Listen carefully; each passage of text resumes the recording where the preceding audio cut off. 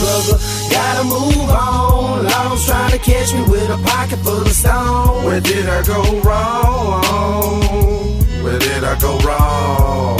So wrong. Every day I struggle, grinding all alone, bleeding down the block while I'm riding on chrome. Where did I go wrong?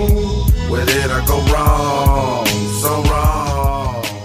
I've heard a lot of stories about tattoo artists that they grew up drawing, you know, and always doodling and whatnot. But it just wasn't my story. My story was, you know, growing up too fast and hanging out with the wrong crowds and always trying to look good for the wrong people, you know, and that led me to get into all kinds of trouble at a very early age. I was raised by a bunch of older men, you know, so I really didn't have time for all those little illusions of what I might become, you know. It was more like, this is right now, and right now we're broke and we need to make a way out. And, you know, coming from the valley, we all know what way that is, you know. Everybody knows it now because of the TV shows, Border Wars and whatnot. Welcome to the borderline. A triple beam dream start and finish. One nigga made a middle, another called a sentence. It's a prison full of niggas that was chasing riches. The good die young and their names is mentioned. In the hood where they did dirt and handle business. Rest in peace to the G's, I'ma post some liquor. Keep it moving, stay thug until I'm standing with you. If you want it, I'ma give you what you want. I mean, the ways are out there, but the way that is put in our face the most is through drug trafficking. You know, we're so close to the border that it's just, we're in the perfect position to do it, and everybody's aunt or uncle or, you know, grandma included, you know, so is in some way, shape, or form tied into narcotics. I actually caught on to it by listening to one of my cousins explaining how to break down and how to go from wholesale to retail, and to me that was amazing. You know, I started working numbers in my head, and oh, wait a minute, if I can make that much in a day, then what can I make in a week? You know, I can make this in a month. And to me it was like, I need to see if it's true. And yeah, it was true, but nobody was there to really tell me the flip side of it. You know, everything you lose. You know, you make a lot, but with this business, you know, you lose a lot as well. And down here, you know, it's just something we become accustomed. You know, everybody knows somebody that has somebody locked up because of drug trafficking. Running through them bras, treat them like a pair of sneakers. I lay back and blow a pound of the sweetest reefer. Split the guard with my fingers, then I got the swisher. As a youngin' growing up, this was the life I pictured. Diamonds twinkle in the light, the glass is full of liquor. I keep a pistol for the jackets to avoid the sticker. Strip club, tossing money, 52 pickup. On the street with the purest, clear we getting richer. Laws waiting for a flaw, any simple slip up.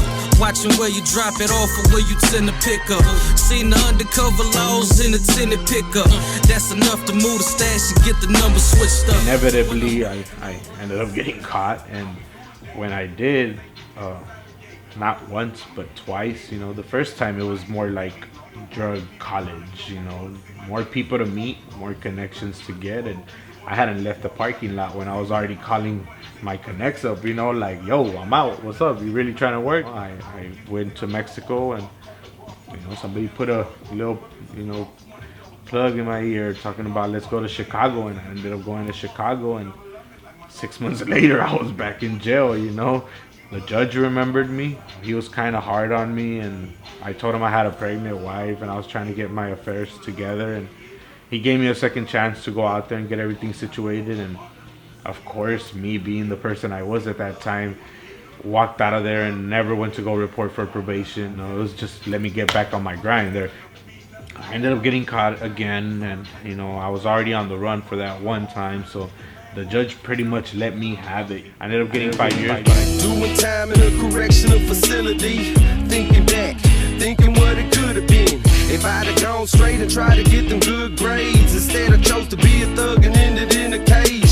Locked down 23 hours of the day, 1 hour to exercise, shower, shave. I hope they call my name when it's time for mail call, but same thing, different day, no love at all.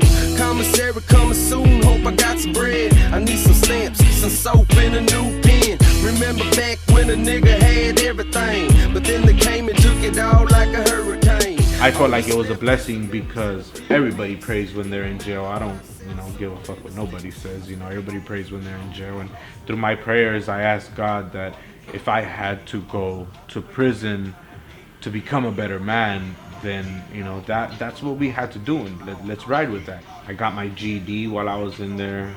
I discovered that I was an artist while I was in prison as well. At the time, still completely oblivious to me becoming a tattoo artist. Tattooing didn't come around till I was already in TDC, and I was already a little bit better at drawing and whatnot, and everybody was like, hey man, I know you'll be good at it, you draw badass, do me my name, my girl's name. And I was like, nah, I'm gonna fuck you up, like why would you want me to tattoo you? So they finally convinced me. There's one guy from San Antonio, Rascal, he comes up to me and he says, hey shorty, I'll tell you what, man, if you fuck up that tattoo, I'll fix it. So to me, that was like the green light. Let's do this. I can't go wrong. He's gonna fix it.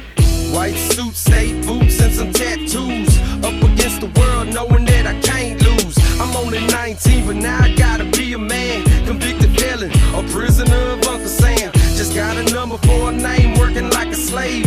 First line, whole squad on the hottest days. Blisters growing on my hands, work them to the bone. I'm sitting in a cell, wish a nigga was home. Of course, I fucked it up, and Rascal ended up fixing it later. But it was it was never gonna be the same after that. Even though it took me a little bit of time to really pick up on tattooing, like that was always gonna stay in the back of the mind. Like how I was able to leave my mark on that person.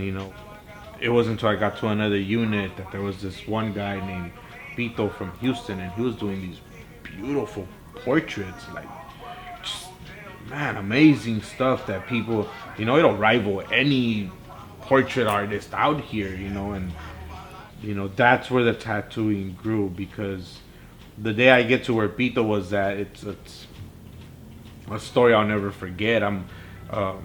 I get to my dorm, and there's this guy from Mercedes there, and that was another big thing, that there was a guy from Mercedes there that I knew from the world, and he's like, yo, let's go up here and I'll introduce you to everybody. So we go up there, and there's no cigarettes allowed in Texas penal system. Well, this unit was so fucking crazy that this guy approaches the guard, and he has a cigarette in his hand, and he's like, hitting the cigarette and taking a big drag, and hey boss, points at the mail, is there anything for me in there?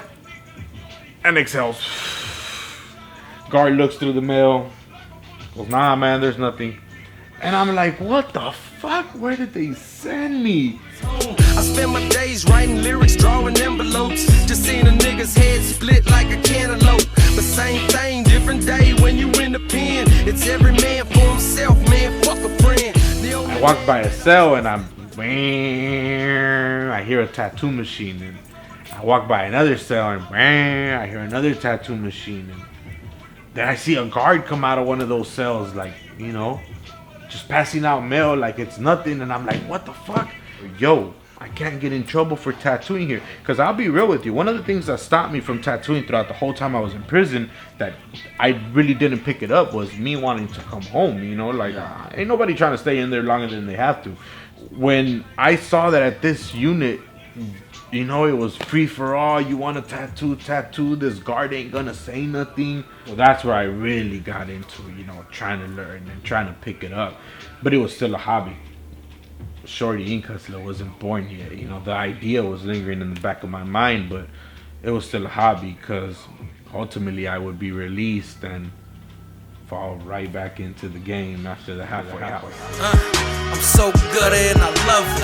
3 or 4 chains on, trapped out, thugged. Ink on my neck, ink on my chest, ink on the trigger finger, squeezing on the tech. I got real shit to stress. All these rappers is irrelevant.